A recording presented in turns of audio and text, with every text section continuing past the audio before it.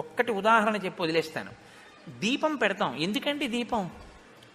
నత్ర సూర్యో భాతి నచంద్రతారకం నేమా విద్యుతో భాతి కుతో యమగ్నిః త్వమేవ భాంతమనుభాతి సర్వం తస్య భాషా సర్వమిదం విభాతి అంటాం. కానీ అది అలా విడిచిపెట్టండి. ఆ దీపాన్ని పరబ్రహ్మంగా ఎక్కడా వెలుతురు లేని చోట అది వెలుతురై భాషిస్తోంది, వెలుతురులకు వెలుతురు అని ఆ మాట అండం వేరే విషయం. గజేంద్రమోక్షంలో పోతన గారు అన్నట్టుగా లోకంబులు లోకేశులు లోకస్తులు తెగిన తుది అలోకంబగు పింజీకటి కావల యవ్వండేకృతి వెలుగు అతని నేసేవింతున్నంటారు. అది అసలు దీపం. ఆ దీపం మాట అలా ఉంచండి. ఏ వెలుతురు లేదని దీపం పెట్టారు మీరు. ఇప్పుడు 10 గంటలకి సత్యనారాయణ వ్రతం చేస్తే దీపం ఎందుకండి? అది కాదు. దీపం పెట్టడంలో అంతరార్థం ఏమిటో తెలుసా అండి? ప్రతిరోజు ఉదయం దీపం ఎందుకు పెడతామంటే, ఈశ్వరుడు ఈ కన్ను ఇచ్చాడు, ఈ కంటికి చూడగలిగినటువంటి శక్తి ఇచ్చాడు. ఈశ్వరుడు ఈ కంటికి చూడగలిగిన శక్తిని, నాలుకకి రుచి చెప్పగలిగిన శక్తిని, చెవికి వినగలిగిన శక్తిని, చర్మానికి ముట్టుకుంటే తెలిసేటటువంటి శక్తిని, ఈ 4టితో పాటుగా ముక్కుకి వాసన చూసేటటువంటి శక్తిని. చాలా జాగ్రత్తగా వినండి ఈ మాట నేను చెప్పింది. మీరు శబ్ద స్పర్శ రస రూప గంధములు అంటారు 5 తన్మాత్రలు. ఈ 5ంటినీ తీసేసి మిగిలిన ఉంచేశాడు అనుకోండి, శరీరాలను ఉంచేశాడు. ఒకసారి ఊహ చేయండి. ఇవే లేవు అంతే. కళ్ళున్నాయి చూడవు, చెవులున్నాయి ఇలాగా ఏం వినపడదు, ముక్కు ఉంది వాసన ఏం తెలియదు, చర్మం ఉంది ముట్టుకుంటే ఏం తెలియదు, నాలుగుంది రుచి తెలియదు. ఈ 5 తీసేశాడండి. 4 ఉంచాడు, చెవి ఉంచాడు, ముక్కు ఉంచాడు, నోరు ఉంచాడు, అన్నీ ఉంచాడు.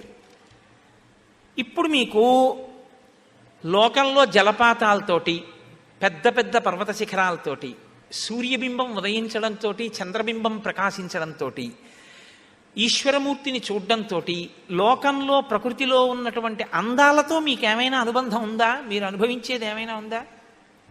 ఏం లేదు. అంటే మీరు చూసేది ఏం లేదు. ఇక మీకు రామాయణాది కావ్యములతో కానీ, భారతం వంటి ఇతిహాసములతో కానీ మీకేమైనా అవసరం ఉందా? మీరు వినేదేం లేదు. నిప్పు కణిక తీసుకొచ్చి నాలుక మీద పెట్టినా, మైసూర్ పాక్ తీసుకొచ్చి నాలుక మీద పెట్టినా మీకు ఒకటే.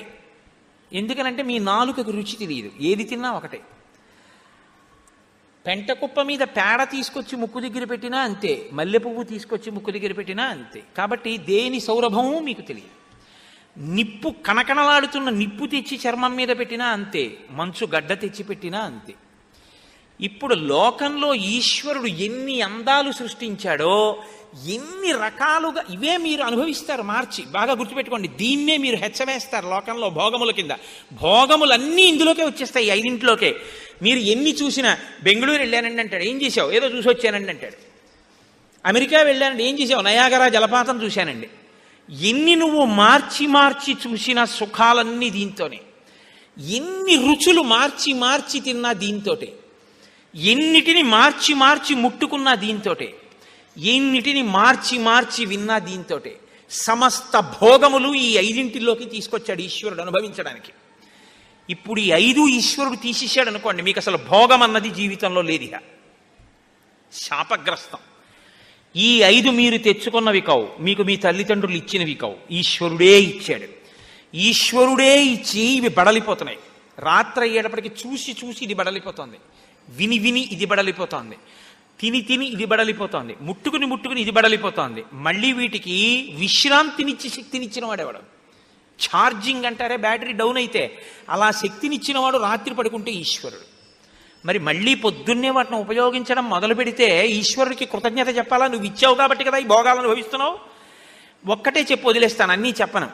చూసే శక్తిని కంటికి ఇచ్చావు కాబట్టి కన్నుకి నయనమని పేరు, అదే నాయక.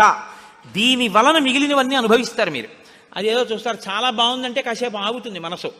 ముందు కన్ను ఇచ్చాడు కాబట్టి చూసే శక్తి వెలుతురికి సంబంధించింది కాబట్టి దానికి కృతజ్ఞత చెప్పడానికి దీపం పెడతారు తప్ప, దీపం ఉత్తిన ఓ ఒత్తు దీపమా 2 ఒత్తుల దీపమా ఆ దిక్కుమాల గొడవంతా కోసం కాదు దీపం. ఇక్కడ కృతజ్ఞతావిష్కారమునకు దీపం. ఆ దీపం అన్నది అది పూజ అంటే. అది తెలియకుండా పూజ చేస్తే మీకు అసలు ఎప్పుడూ పూజ కాదు, గుర్తుపెట్టుకోండి. అసలు మీరు బతికున్నంత కాలం మీరు పూజ చేయలేరు. మీ పూజ ఏమవుతుందంటే దీపం పెట్టడం పూజ అనుకుంటున్నారు మీరు. దీపం పెట్టడం పూజ కాదు. ఆయన లోకాలకి దీపం ఆయన ఉన్నాడండి. ఇంకా మీరు దీపం పెడితే ఆయనకి పూజ ఎలా అయిందండి? ఈశ్వర, ఈ కన్ను నువ్వు ఇచ్చి రాత్రి దీనికి శక్తి నుంచి ఉండకపోతే లేచి నేనేం చూడను? నేను లేవగానే నాకు కనపడుతున్నాయి కాబట్టి ఇలా బయటికి వచ్చాను. సర్వేశ్వర, ఈ కంటికి ఇంత శక్తినిచ్చిన నీకు నేను కృతజ్ఞత ఏమని చెప్పగలను? చెప్పడానికి నాకు ఇంకో అవకాశం లేక ఇక్కడ దీపం పెడుతున్నాను. ఒక్క నమస్కారం చేసి ఆ ఆనందంతో చూశారనుకోండి ఇలా ఆ ఈశ్వరమూర్తి వంక, అది పూజ. భక్తి అన్నమాట కృతజ్ఞతతో అనుబంధముతో ముడిపడుతుంది. నేను పూజ అంతా చెప్పడం కుదరదు, ఇప్పుడు చెప్పలేను. ఎప్పుడైనా మీకు వేరే ఉపన్యాసంలో చెప్పే అవకాశం వస్తే చెప్తాను. కాబట్టి అది ఇప్పుడు ఏమవుతుంది? కృతజ్ఞత భక్తి కలిస్తే పూజ అవుతుంది. చచ్చిపోయిన నాన్నగారికి నీళ్లు విడిచిపెడితే ఆయనకి దాహం తీరింది ఎలా తెలుస్తుంది? తెలుస్తుందా? విశ్వాసము. వేదం చెప్పింది వెడుతుందని విశ్వాసము. ఈ విశ్వాసమునకు గుర్తేమిటో తెలుసా అండి? సమాజంలో ముందు ఎవరుండి చెయ్యాలో వాళ్ళు చెయ్యాలి. అది ఎవరుండి చెయ్యాలని చెప్తోంది వేదం. ఎవడు యజ్ఞోపవీతంతో ఉన్నాడో జంజంతో ఉన్నాడో వాడు చెయ్యాలి. అందుకే ఈ విశ్వాసం అన్న మాటకి గుర్తేమిటో తెలుసా? ఎప్పుడూ తూర్పుకే కూర్చుంటారు. పూజ చేసినా తూర్పుకే, తద్దినం పెట్టినా తూర్పుకే. కానీ యజ్ఞోపవీతం మాత్రం భుజాన్ని మారుతుంది. యజ్ఞోపవీతం ఎడం భుజం మీద ఉందనుకోండి, పూజ చేస్తున్నాడని గుర్తు. ఉత్తరీయం ఎడం భుజం మీద ఉందనుకోండి, మంగళకార్యంలో ఉన్నాడని గుర్తు. ఎడం భుజం మీద ఎందుకు ఉంటుంది అంటే, నేను తూర్పుకి తిరిగి ఇలా కూర్చున్నాను అనుకోండి, నా ఎడం చేతి పక్కకి ఏ దిక్కు ఉంటుంది? ఉత్తర దిక్కు ఉంటుంది. ఉత్తర దిక్కున ఎవరున్నారు? దేవతలు ఉన్నారు. ఉత్తర దిక్కున ఉన్న దేవతల్ని ఆరాధించడానికి కూర్చున్నాను కాబట్టి యజ్ఞోపవీతం ఎడం భుజం మీద ఉంటుంది.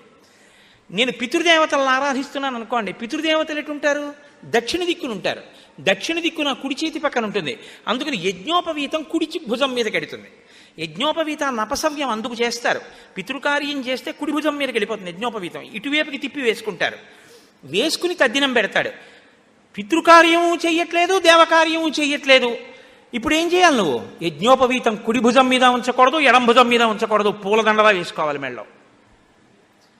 ఆఫీస్కి వెడుతున్నాను అనుకోండి, నేనేం చేయాలంటే బనీన్ వేసుకోవడం, చొక్కా వేసుకోవడం కాదు, యజ్ఞోపవీతాన్ని మెళ్ళో దండగా వేసుకోవాలి. ఒక రోజు మొత్తం మీద నా యజ్ఞోపవీతం నా ఒంటి మీద పూలదండలాగే ఎక్కువ ఉందనుకోండి, గుర్తేమిటంటే నేను ఆ రోజుని ఈశ్వరార్చన యందు పితృదేవతార్చన యందు కాకుండా అన్యమునందు ఎక్కువ గడిపానని గుర్తు. కాబట్టి నన్ను నేను వెంటనే సంస్కరించుకోవాలి. ఏదో కడుపు కోసం 6 గంటలు వెళితే వెళ్ళాను, ఇంకో గంట జపం చేయాలి ఇవాళ, ఎందుకంటే ఎడం భుజం మీద లేరు ఎక్కువసేపు ఉత్తరీయం అని. అసలు ఇవాళ ఆ అనుష్ఠానమే లుప్తం అయిపోయింది. యజ్ఞోపవీతాన్ని తిప్పడం అన్నది లేదు అసలు. మెళ్ళో ఎవరు వేసుకోవట్లా, ఉంటే ఎడం భుజం మీదే ఉండిపోతుంది అంతే. దానివల్ల మిమ్మల్ని పరిశీలించుకునే శక్తి ఉండదు.